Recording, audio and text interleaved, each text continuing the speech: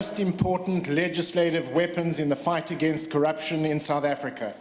At the heart of the bill is the Gupta Clause, which ensures that domestic, prominent, influential persons and family members and known close associates of domestic, prominent, influential persons will be subject to enhanced scrutiny by financial institutions in South Africa, which includes obtaining senior management approval for establishing business relationships, taking reasonable measures to establish the source of wealth and source of funds of clients, and conducting enhanced ongoing monitoring of business relationships.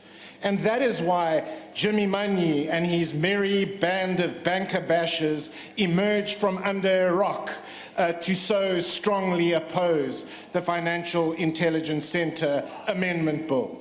Whatever the case, we now all know that President Jacob Zuma refused to use his presidential quill to sign the Financial Intelligence Center Amendment Bill, and instead used Section 79(1) of the Constitution to refer it back to Parliament. We were told the President recognized that the purpose of the bill was important and pressing, but nevertheless thought that the provision dealing with warrantless searches, in particular Section 45B(1)(c), was likely to be unconstitutional. We took advice from senior counsel who advised that President Jacob Zuma was wrong.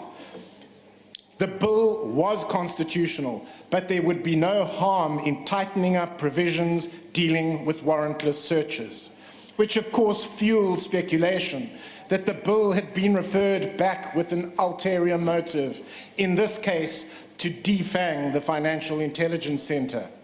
Whatever the case, we have now considered the President's reservations and, on advice of senior counsel, have proposed amendments to the bill dealing with warrantless searches. We have made explicit what was implicit and believe that the President will now have no choice but to sign the Financial Intelligence Center Amendment Bill into law and to enfang the Financial Intelligence Center. Which of course brings me back to Jimmy Maynier and his band of banker bashers who are so strongly opposed to the Financial Intelligence Center Amendment Bill and who have threatened to take it on review to the Constitutional Court.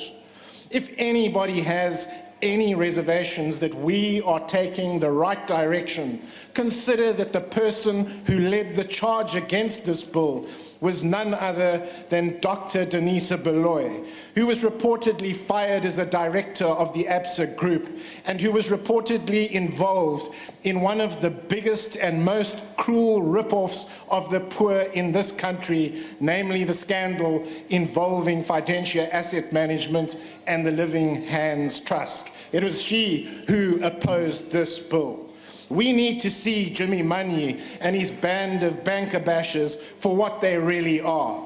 Arsonists dressed as firefighters, lighting fires rather than fighting fires in South Africa. Whatever the case, we still have a long way to go, because even if we have the legislative weapons in place, we do not have the institutional weapons in place to fight corruption in South Africa. The Financial Intelligence Center is a small institution comprising of about 213 employees and forced to operate on a small budget of about 289 million, and compelled to rely on other institutions such as the Hawks and the National Prosecuting Authority to bring cases to court in South Africa.